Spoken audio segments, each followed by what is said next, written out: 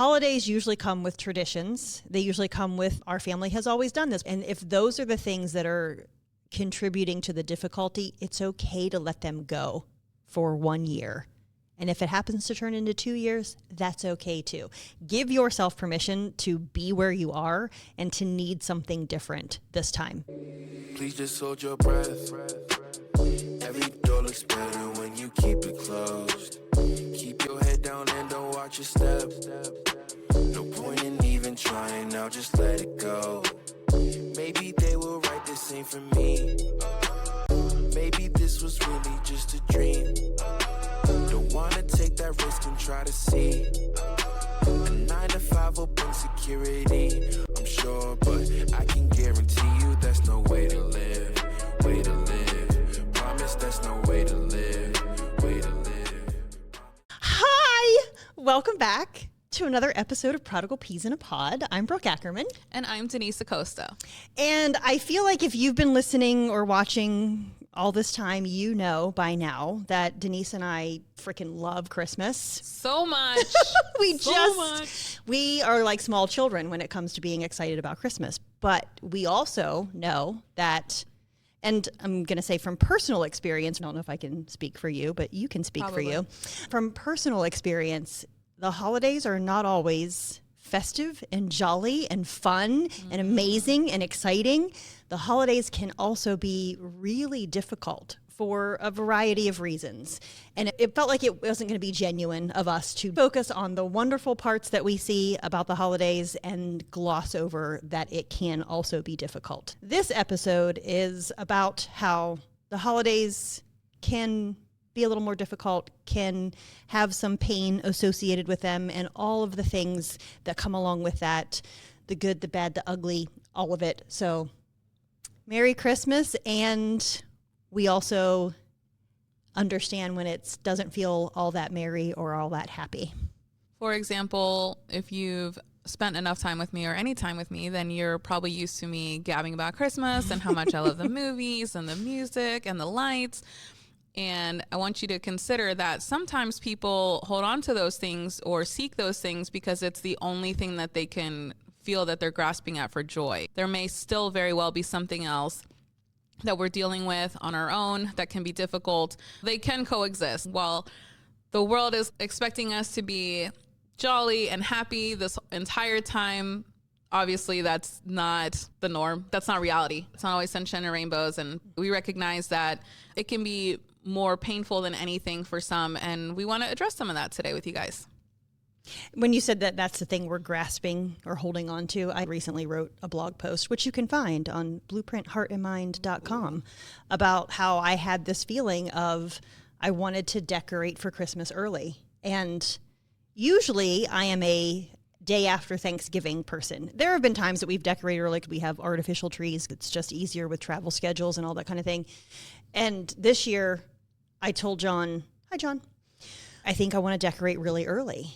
And God got my attention and he said, why? And it wasn't critical. It was just curious. Why do you want to decorate early? And before the sentence was entirely formed in my brain, I was like, oh, because my response to God's question of why was because I need it. Oh, what about Christmas trees and lights? What is that going to do internally really for me? Yes, it's fun. Yes, it's happy. But what was I asking my Christmas decorations to do for me that I needed God to do for me? So, thought this is very timely. I'm going to write a blog post about this because I can't be the only one who's having, and there's nothing terribly wrong in life right now. There have been some hard situations, which I write about in the blog post, but it didn't take much for God to get my attention of why. Decorating early is not a terrible thing. Do it if that's what makes you happy, but what's the reason? What's underneath the feeling of, I want to decorate? Yeah, it's a pattern that we have for things. And in this season, it's decorating for Christmas early because we have the Christmas season and we can hide behind those things. In the off season, it can look like something else. Brian was sharing in one of the podcast episodes how after an argument, he was very upset and he was driving, and it was either the drive there or home, but he ends up playing this one favorite song of his, and instantly he's in a good mood. We jump to these tangible things that are not long lasting, but in that moment can at least completely alter our mood. There is that temptation and easy access during Christmas to grasp for those things, to binge the Hallmark Christmas movies and true love, even though it's terrible acting, you guys, it would never happen that way, but or it's true love and that could be me, and it's amazing. I can see how people can do that and would do that. For me this year, I started a little bit early. I really itched to start earlier this year too. And November 1st is already early, you guys. I know that. I'm ready to do the entire house for decorating. And even before Halloween, a few days prior, I had wanted to also. And for me, it was more of, this is an interesting year of my life. So many changes have happened. There's so much uncertainty. There's been a lot of follow through, sure, and faithfulness, but there's still so much uncertainty left on the table. I'm exhausted. And I feel like I've been fighting is not really the word, but working at this the entire year. My conversation with God about this, it was more like, okay, we've done a lot this year, and now I want you to slow down and enjoy the holidays. For real, enjoy it.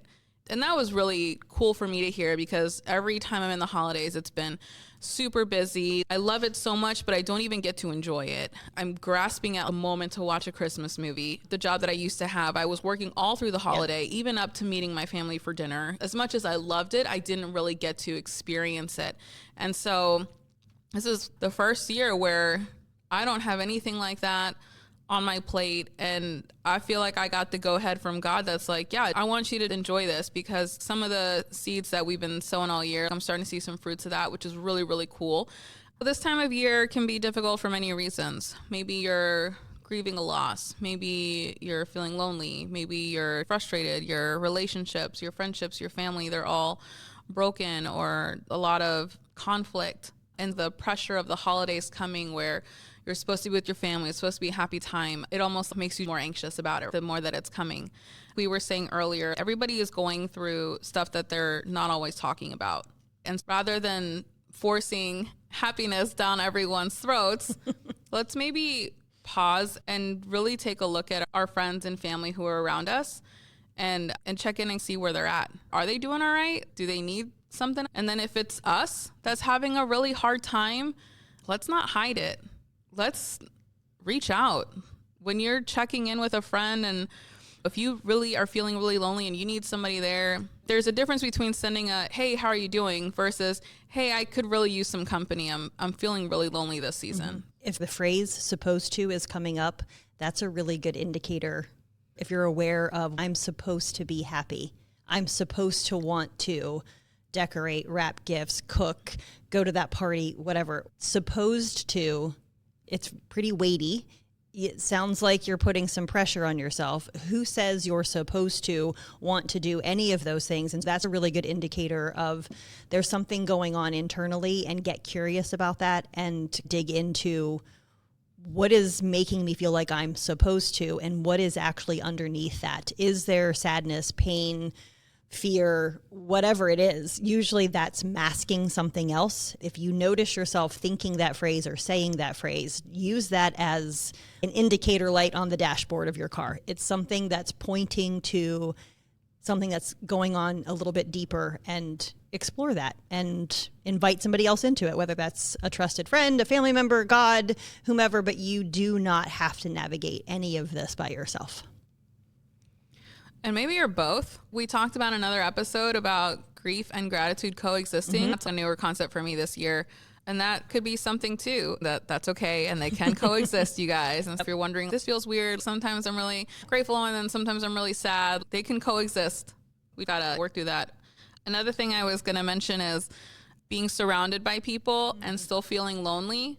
When it comes to that, some of the thoughts that came to mind for that are, let's evaluate who's in our circle. Are we being vulnerable enough and open and honest that we are struggling, that we are having a difficult time, and that we need extra time together or whatever? Have we expressed that? Do they know that we're hurting?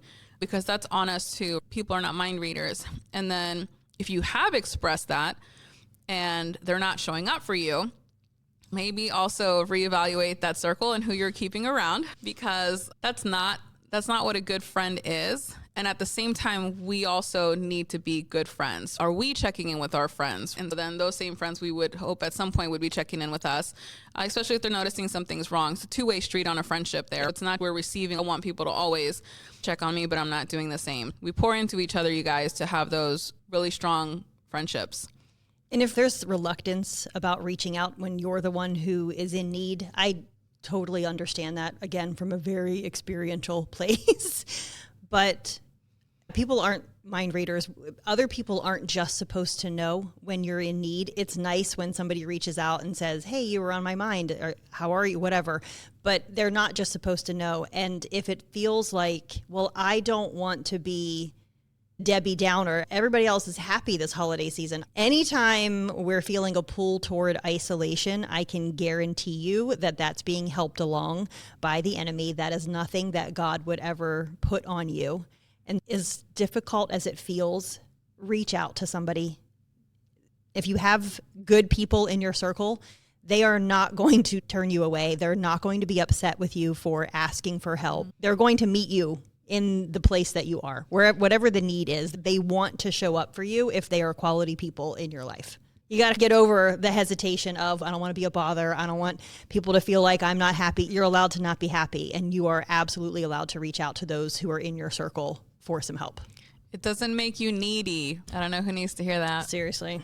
It does not make you needy. Makes you a great communicator. but it is difficult. It is difficult to be the one because it does feel needy. Whether it's true or not, that's what feels real.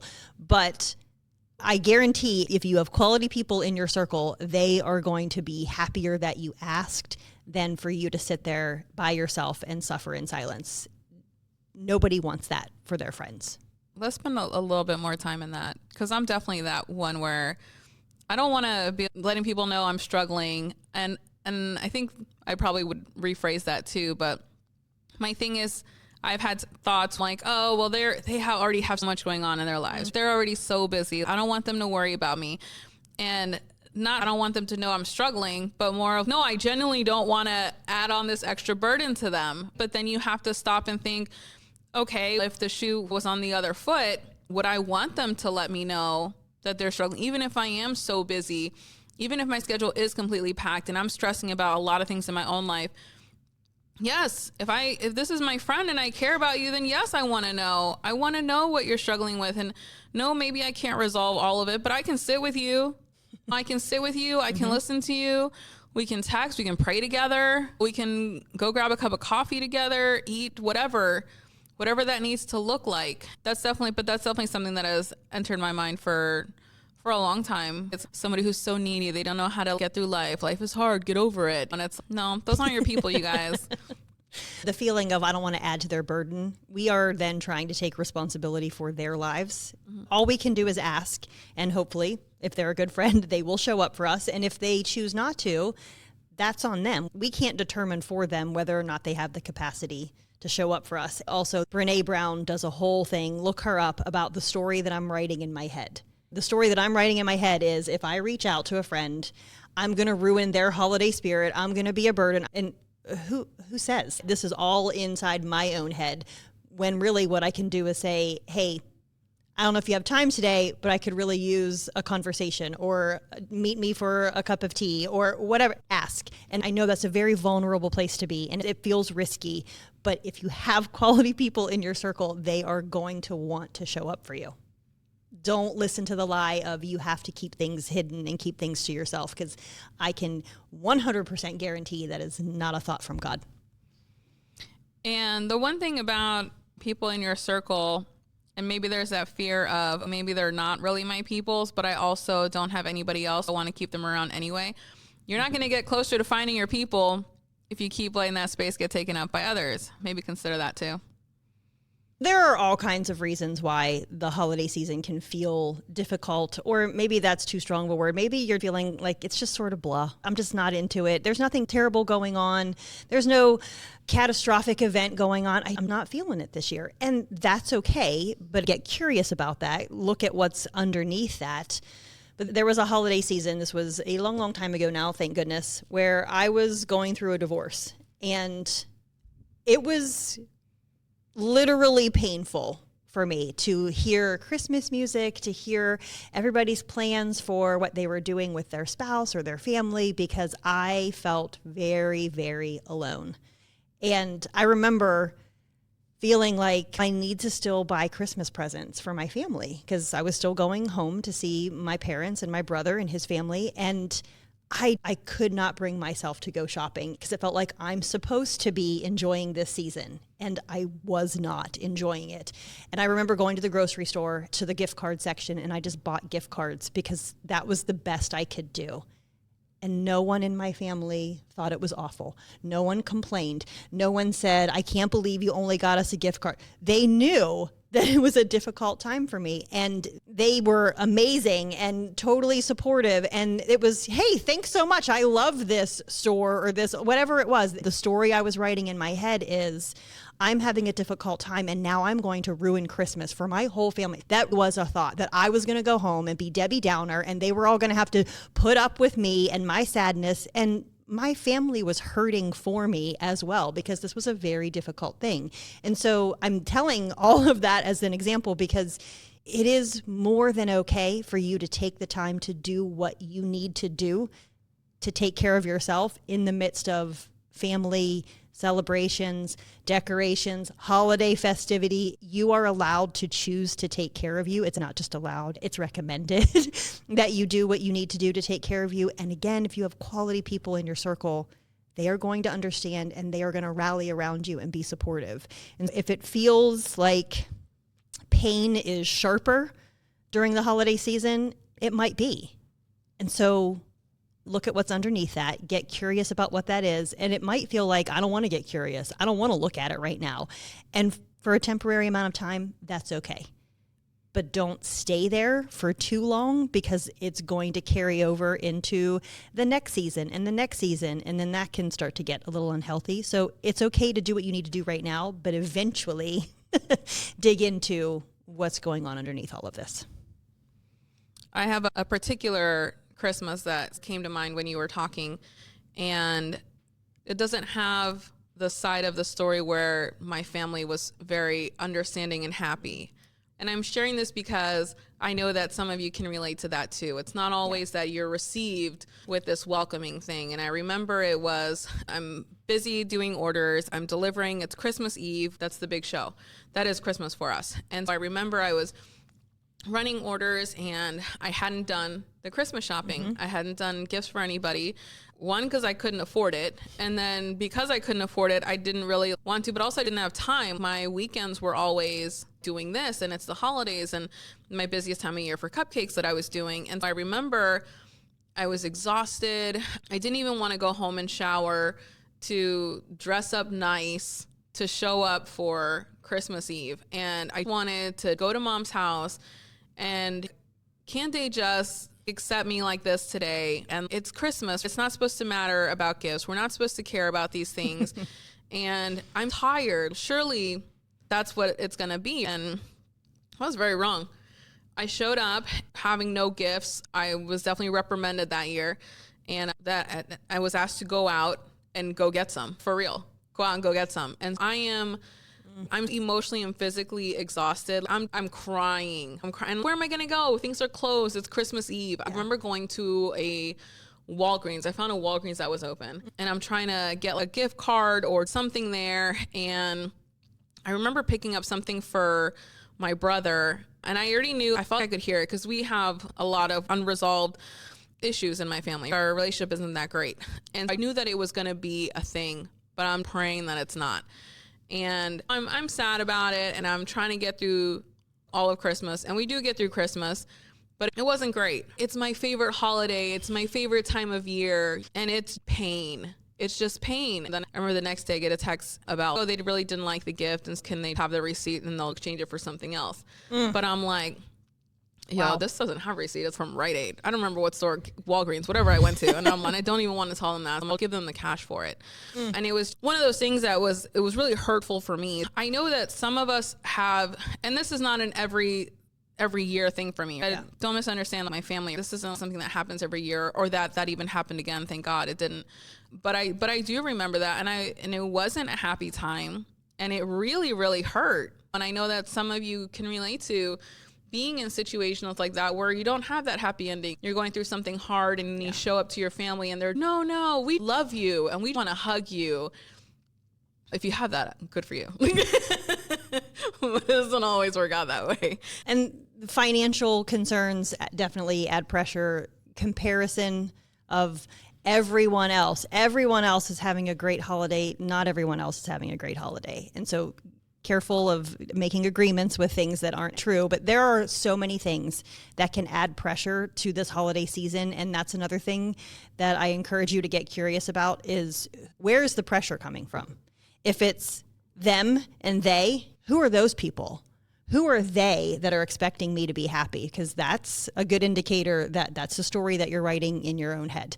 And if it's you putting the pressure on you, that's another good thing to get curious about, because what are you believing about your performance at Christmas time or whatever the holiday is? That if I don't show up with really great gifts, and unfortunately sometimes the fear that we have of, I don't know if people are going to like this gift, and then they tell us they didn't like it, that's hard. But that's on them because you had a good intention and your heart was in the right place. If I don't cook all of the specific kinds of food, I know someone in my life who has that feeling about themselves that I have to do all of this food prep. And if not, people are going to be disappointed and people are going to be upset. And again, that's on them. If they feel upset because you didn't spend hours and hours and hours cooking or baking or whatever, they're allowed to be disappointed, and that's not your responsibility. Because if you running yourself ragged this holiday season so that somebody else is happy, I don't know if that's the best decision for you, because you deserve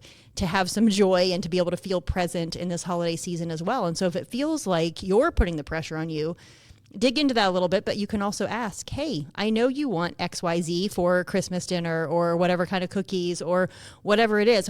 I would love it if you would help me make those this year. Then everybody's happy. It's a win-win. What's the reason for the season, guys? We make it so much about everything else, which was inevitable, right? I mean, it is what gets put on us, the commercials, the music, the movies. I get it. I get where it's coming from.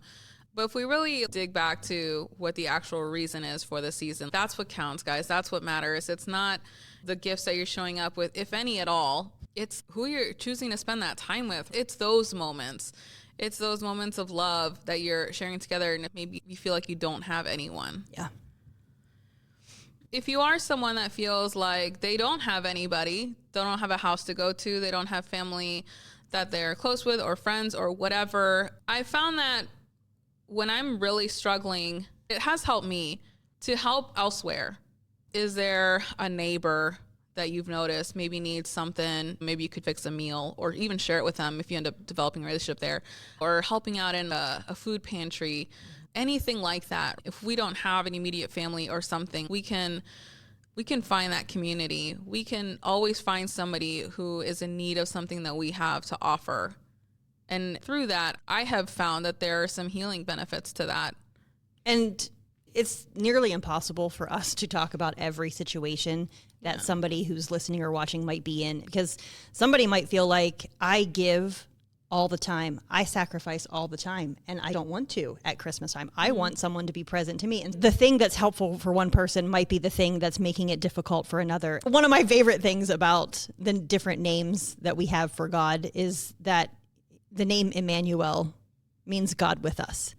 And that's literally what happened, is that God left heaven and came in the form of a baby to be here among us, to be with us. Emmanuel is God with us. That's Jesus. And when it's really difficult, it might not feel as comforting as we want it to, but you are not alone. Even if you don't have community around you or family, you have Jesus. He is with us and always will be. And if it feels like there's no one else to turn to, and I know sometimes we'd want a person to be present and to make us feel better, but if you don't have that, you definitely can ask Jesus to be present with you, and he will be.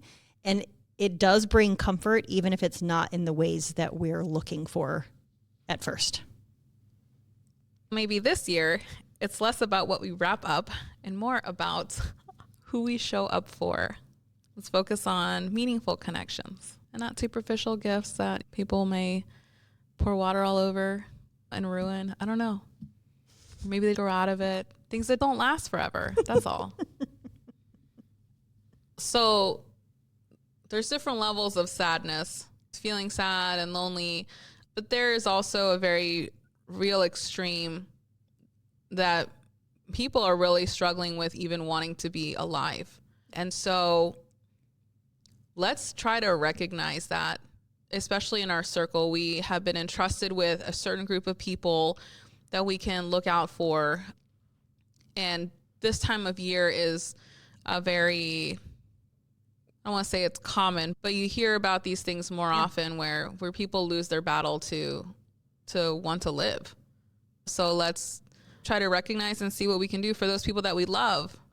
So if you notice that someone seems more withdrawn than usual, they're saying no to things they would normally say yes to, they don't seem to be around physically as much as they normally are, those are things that you can pick up on. And that doesn't guarantee that there's something very serious going on, but it's enough of a difference compared to normal that check in, send a text, pick up the phone and actually call. Hey, noticed you weren't at the usual, whatever it is that is the usual for you and that person, and check in with them. That can do far more. And their absence doesn't guarantee that there's something drastic going on, but it might mean that they are feeling a little isolated. They are feeling in need of somebody else to pursue them. And so your text or phone call can make a huge difference. And there's low cost to you on that one. Short surface level responses. I'm really good at this, you guys, especially when I have big feelings after a whole day and I don't want to respond with a 7-paragraph text about how's it going? Man, you want to know? You know, and I'm fine or I'm good. Yeah, I'm fine. Most of the time when people say I'm fine, they're not fine. Yeah, most of the time, no. Sometimes I'm neutral. I'm avoiding trying to send like a 7-paragraph thing because then we're going to be on the phone for a while or it's a busy time. Whatever excuses will end up popping up. But if we're not, let's express it and then look for those cues in our friends. If this is not the norm for them, right? And again, they're already being withdrawn. And then when you check in, they're really short with their answers. These are not in and of themselves key indicators, but be mindful of them because collectively they are signaling deeper issues there that need some attention, a little TLC. Changes in routine, sleep, and energy. I don't know how I might be able to identify that in somebody else. Probably more irritability, right? If I'm not sleeping a whole lot, I'm going to be a lot more irritable about things that I normally wouldn't have been.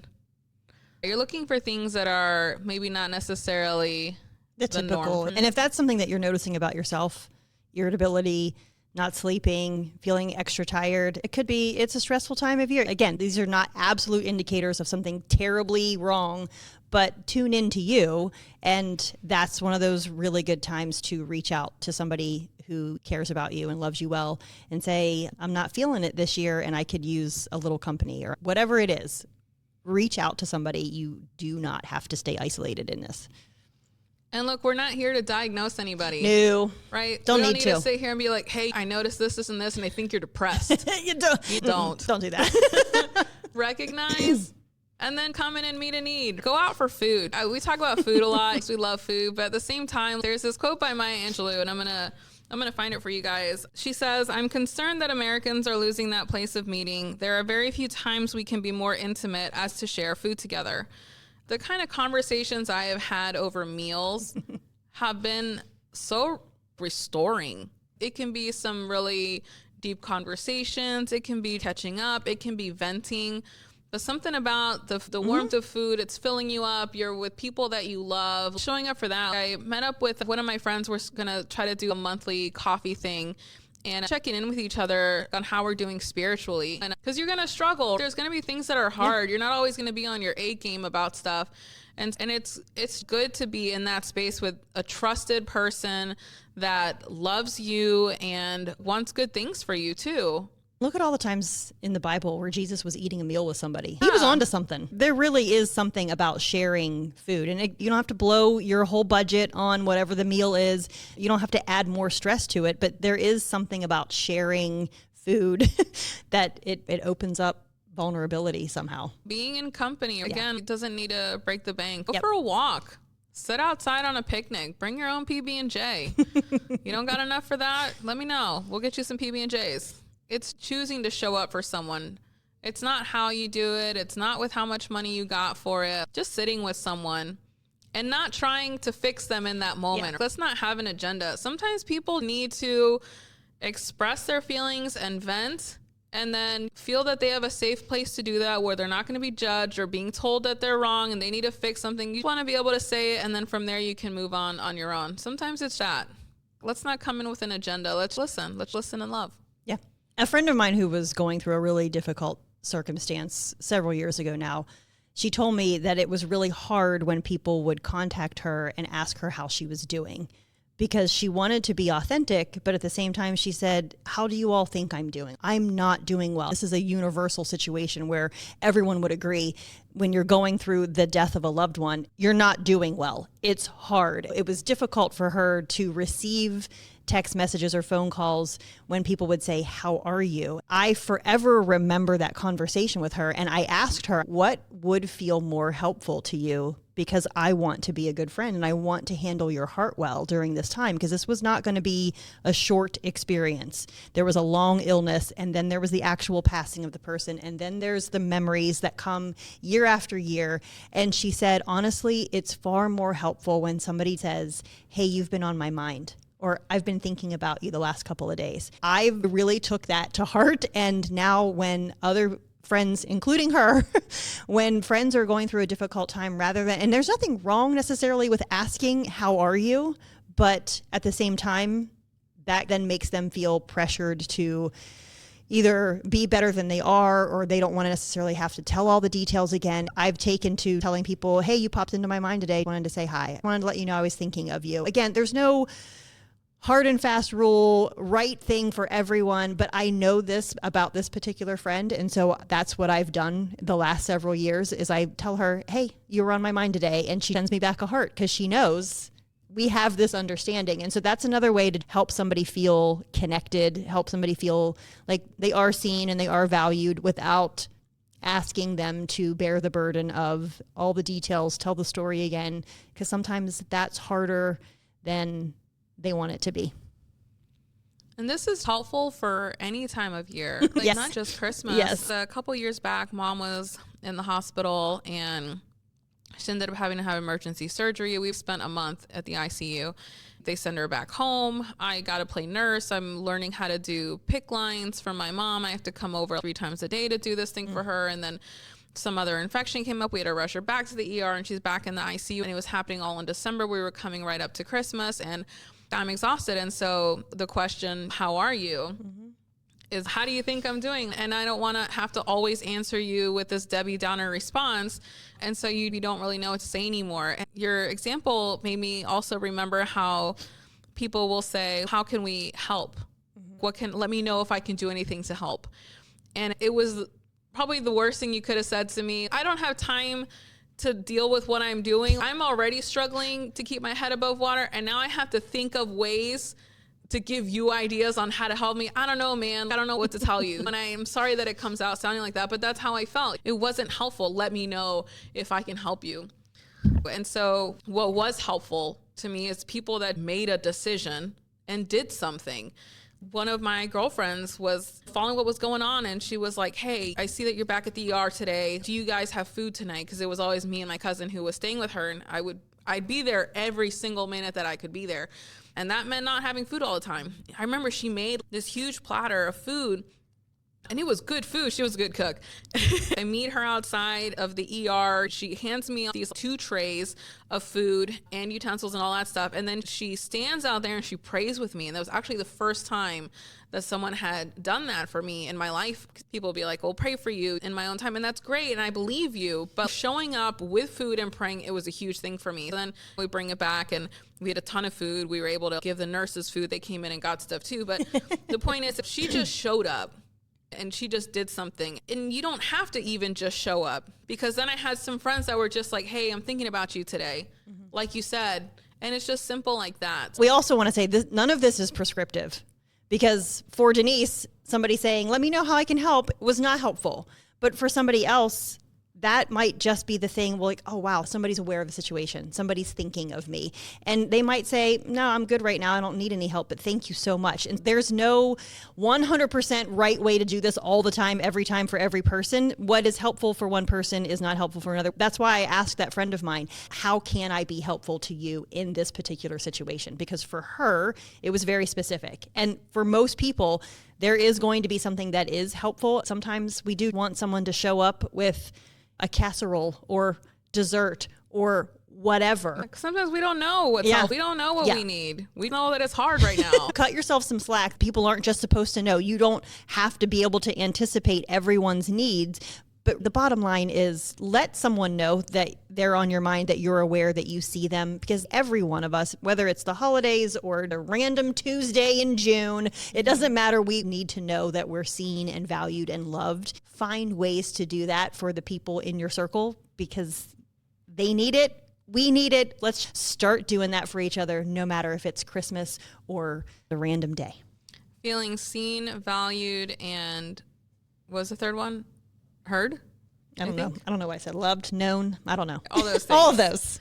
In that space that they're in at that moment. Not once they're okay again, because sometimes we're not in a state that happens for a long time. To love someone in that space that they're in at that time with no expectations, no pushing to no expectations, feel better soon or to get over it already. It happened 3 months ago. None of that. It's their timeline and it's none of your business. And you're here to love. That's what we're called to be as friends and stuff, loving each other. Yeah. And the no rushing people, I'm going to throw this out there as general advice to all of us. Try to be aware of not using the phrase at least to someone who's in a difficult situation. At least you have your health. At least you didn't have this extra terrible thing happen. I know people are well-intentioned with that because they feel uncomfortable with the painful, difficult thing that you're experiencing, and so they're trying to be helpful. It is very well-intentioned. However, when I was going through said divorce, I remember several people, well-intentioned, would say, at least you don't have children. And I don't have any idea how difficult a divorce would be when you also have children, because then you have shared custody and you absolutely have to stay in that person's life and they have to stay in yours because you share children. I recognize, yes, that is an added level that I did not have to experience.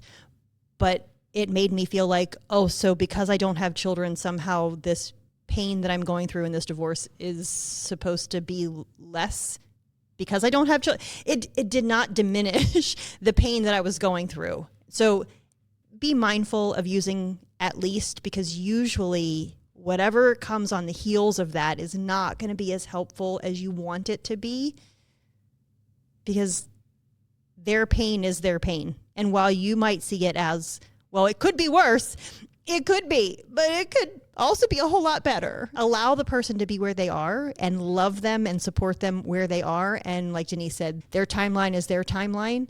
And it's okay if it's taking longer than you think it should or that you want it to, because they're the ones who are living it. So show up and love people where they are. I know that there's sometimes a hesitancy to reach out because you feel like you might not know what to say to make them feel better. First, we can remove the to make them feel better. Don't worry about that. But then also you're stuck on, you don't know what to say. Let me offer that silence can be more hurtful than nothing at all. That simple message of I'm thinking of you, and there's no advice there. Very simple, I'm thinking about you with a heart, goes a very long, long way. And don't worry about having the right words or not having the right words. God will show up through all of it. Whether you're being comforted or comforting, whatever it is, God's going to use all of it. Let's show up. And again, because this is not prescriptive, it's funny because a lot of the times when people showed up for me and did not have something to say, I appreciated silence more than I appreciated the, at least you don't have kids, or the other things that they thought were helpful. Because sometimes showing up physically, sitting next to me and saying, we don't have to talk, I'm going to be here because I know this is a difficult time for you right now. In that sense, silence was really, really helpful. Again, this is not prescriptive. There is not one right way and one wrong way. Ask your friends, how can I best love you? in this tough time, because I know it's hard and I want to love you well. Ask, show up somehow in some way, but none of this is prescriptive. None of this is 100% the way you should go all the time in every situation with every person. We get to learn each other, and we get to learn what each person needs and then how to best love them. You reminded me of the story of Job, which is in the Bible. Read your Bible, guys. When his life goes up in flames and everything's a mess and he's sitting mourning and life sucks. And his friends come and they literally sit with him for a few days and nights in silence, spending that time with him in silence. That's very acceptable, you guys. You don't have to fill the space with pretty words and advice and whatever. Your presence there alone is comforting enough. But check in on your friends. Don't wait for them to always express it. Let's check in with each other too.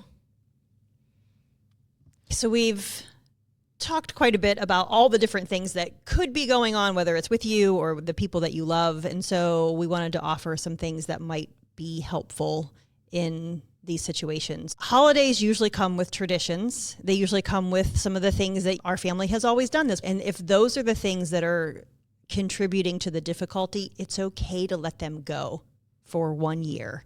And if it happens to turn into 2 years, that's okay too. Give yourself permission to be where you are and to need something different this time. There's nothing wrong with that. There's nothing that says you have to continue to do the family traditions when they're making things more difficult. Start something new. Start a new thing this holiday season if that's going to feel more helpful to you. That year that I was going through my divorce, Christmas music was painful, and I love Christmas music. And so what I did instead is I listened to worship music. And that doesn't mean you have to listen to worship music. Turn on whatever genre of music is most helpful for you so that you don't have to feel like you're supposed to listen to Christmas music. And we talked about Brian Bales. He knows that he was going to that music to do something for him that only God could really do for him. And we got to keep a balance here. But momentary things like I'm going to listen to a couple of 80s songs because that's going to lift my spirits, that's okay. But don't then turn that into the answer all the time. But create new traditions for yourself if you want to, or do something entirely different. You get to decide for yourself what is going to be most helpful for you. Don't put the pressure on yourself to continue with what we've always done if that's actually making the holiday season more difficult. Luckily, at that time, I was not on social media. I didn't have to worry about what everyone else is doing. Look how happy everyone else is. If that's something that's contributing to the difficulty rather than helpful, stop looking at everybody else's Christmas cards. Stop looking at their holiday plans. Don't watch Christmas movies if that's what's more helpful for you. Again, you get to choose for you what is most helpful in this particular time of year. And like we've said, it's not just holidays that could be difficult. Mother's Day in the past was difficult for me because I want to be a mom and I'm not one. And so coming to church and seeing everybody else take the family photos, it was really hard. And she said to me one year, you don't have to have the Hallmark version of Mother's Day. You get to choose what you do on this day.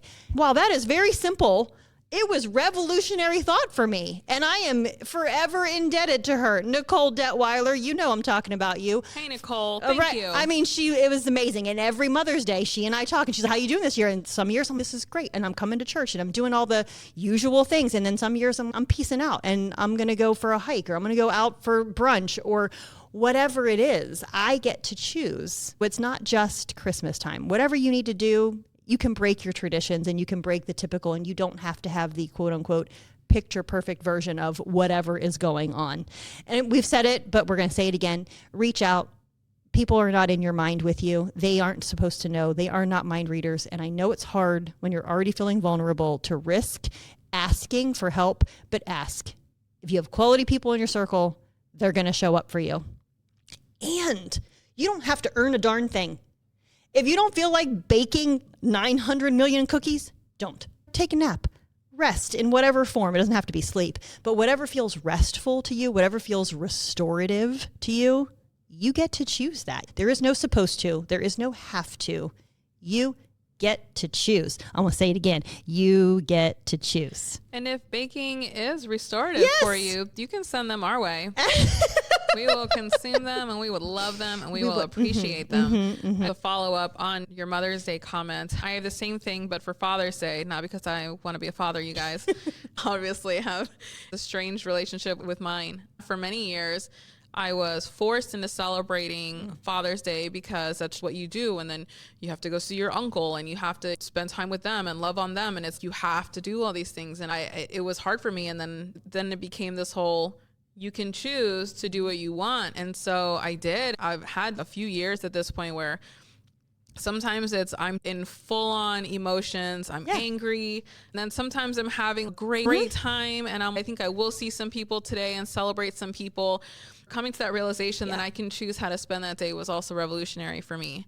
And I'm very adamant about that day. No one's making plans for me that day. I'll let you know what I'm doing that day. If I want to, we'll see what I end up doing. So as we get through this season where there's people having a jolly good time and then people not having a very jolly good time, I want to remind you of a verse, John 1:5, that talks about how even in the darkness, the light came near.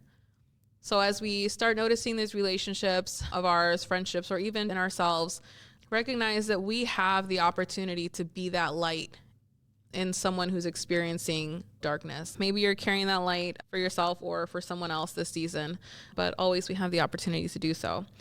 So remember that you don't have to force your happiness. You don't have to pretend. You don't have to put a performance. If that's where you're at right now, then that's all right. And we love you here in the pod anyway, regardless. And you can always come talk to us. So remember that you are loved, you are seen, and most of all, you are not alone. Yes. So you have immediate people, physical bodies around you. But first and foremost, God is always there. The same God that saw you through all those other hard seasons is the same God that's still with you now.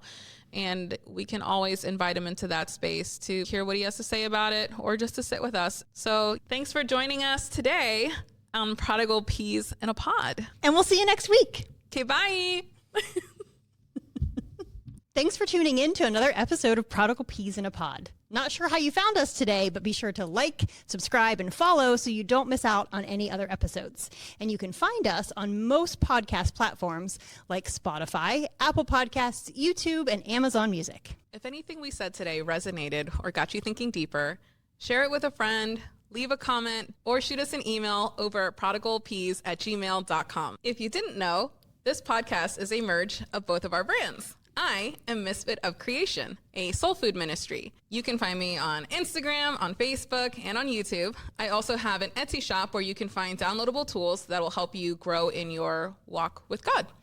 And that is misfitofcreation.etsy.com. And if you're looking to be a monthly supporter, you can also find me on Patreon. My mental and emotional health coaching practice is Blueprint Heart and Mind Coaching, and you can find me at blueprintheartandmind.com, where I have a blog, and you can also make an appointment with me. And you can find me on Facebook, YouTube, and Instagram. We'll see you next week. Okay, bye. Think I get it now. I need to be myself because a copycat can only do so well. In love with everything that makes me who I am. Don't need a backup plan. I hope they understand that I'm doing better today. I got me a mission, I got some fruition. You down to stay out the way. Can't seek validation from people who hating. I got my mentality straight. Shout out to God, I've been keeping the first. He been working and paving the way.